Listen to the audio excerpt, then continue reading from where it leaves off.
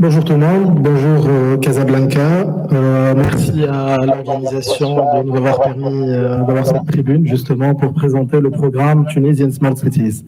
Donc juste pour info, l'association Bizerte 2050 c'était l'association de départ. Là je suis président de l'association Tunisian Smart Cities et je vais l'expliquer. Il n'y a pas de souci.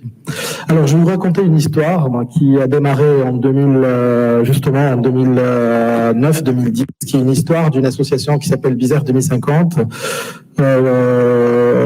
Créée par des jeunes qui ont fini leurs études en France, des études d'architecture, d'urbanisme, de politique urbaine, et on a décidé d'imaginer, de rêver notre ville à l'horizon 2050, et c'est ce qui a démarré le programme Smart City par la suite. Donc, comme tu as dit, donc j'occupe donc un poste de référent Smart City chez CETEC Inter, et je suis président de l'association Tunisian Smart Cities, à travers laquelle, en fait, en tant qu'association, on a créé de toutes pièces une initiative Smart City devenue programme national.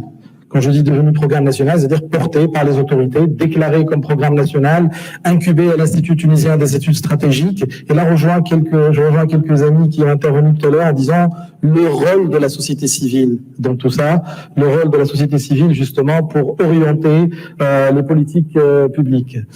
Alors, si je dois présenter l'association Tunisian Smart Cities, on essaye d'être révélateur d'opportunités, fédérateur d'écosystèmes, mobilisateur d'enthousiasme et accélérateur de projets.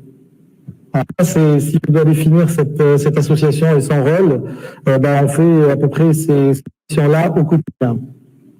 Alors, tout à l'heure, tu as évoqué par les caravanes. Moi, je vais commencer par cela parce que nous, le programme Smart City, on ne va pas importer un modèle de Barcelone ou de Londres ou de Singapour pour l'implémenter chez nous en Tunisie, comme on ne peut pas le faire non plus au Maroc, ou comme le Chinois non plus ne peuvent pas le faire ailleurs que chez eux. Donc, à partir de cette réflexion, on s'est dit, on va aller faire le tour de la Tunisie à travers ce qu'on a appelé les caravanes Smart City, et on va essayer de faire de l'identification et de conception de projets et d'initiatives Smart City locales, mais avec les populations locales. Alors, on ne va pas, depuis la capitale, depuis nos bureaux, bâtir des stratégies, mais on va aller sur place, sur le terrain, et on va essayer de co-construire avec la population locale un ensemble de réflexions qui vont nous amener à définir leur propre modèle local de Smart City ou de Smart Village. D'ailleurs, on aborde peu le mot Smart City au départ. La question qu'on pose primordiale, c'est comment votre ville ou votre territoire ou votre village à l'horizon 2050. Et c'est le point de départ de la réflexion qui nous amène par la suite à définir des axes de développement, voire des projets, on verra ça plus tard. Alors, le démarrage était à Bizerte. À Bizerte, en fait, on a commencé par dessiner la ville de Bizerte à l'horizon 2050 à travers un support qu'on appelle Master Plan programmatique à l'horizon 2050. Donc, on a imaginé une vision, on a formé des gens, on a imaginé des projets, on a accéléré même la mise en place de projets et on essaye de les accompagner aujourd'hui, toujours avec notre rôle, bien entendu, d'association. Alors, un programme ambitieux puisqu'il aborde les aspects du développement durable et on a défini un cadre objectif pour le programme Tunisian Smart Cities qui concerne 14 points. Je ne vais pas les citer tous, le document sera partagé certainement par l'organisation, mais ces composantes du cadre objectif sont des éléments qui renvoient aux notions de la low-tech, à savoir l'utilité, l'accessibilité et la durabilité. Et chaque action renvoie à un ou deux ou plusieurs ODD, pour rester bien sûr dans le cadre du développement durable d'une manière générale. Je prends un exemple, par exemple. Chaque ville, chaque territoire qui intègre le programme Smart City doit absolument avoir le document que je vous ai montré tout à l'heure, à savoir le master plan programmatique. Chaque territoire doit absolument avoir un ensemble d'indicateurs de performance qui vont nous permettre de mesurer l'évolution de ce territoire au fil du temps. Et ça aussi, c'est un élément important. Chaque territoire doit avoir un catalogue de projets qui vont nous permettre de réaliser des actions concrètes sur le terrain. Et ces projets doivent être des projets, quelque part, dans le cas de la Tunisie en tout cas, des projets PPAbles, éligibles aux lois et aux directives liées au partenariat public-privé, parce que de toute façon, on parle d'un pays qui n'a pas forcément beaucoup de moyens pour implémenter d'une manière très large un programme Smart City. Alors, c'est pour ça que le résultat, finalement, de ces caravanes nous a amené à produire ce qu'on appelle les catalogues régionaux des partenariats publics-privés, attention, avec une catégorie bien définie. Ce sont des projets qui n'engagent pas l'État financièrement. L'État participe uniquement avec le foncier. Et c'est très, très important, parce que sinon, par la suite, on va devoir partir sur les appels d'offres et compagnie. Mais là, on est sur une catégorie de projets bien définie qui va nous permettre de réaliser réellement des projets. Après, on détaille, bien sûr, une fois on définit les projets, ben, on va aller un peu plus loin et on va faire des fiches de projet. Et par la suite, on va aller monter le financement. Tout à l'heure, on parlait des financements. En fait, le financement, c'est le dernier de nos soucis.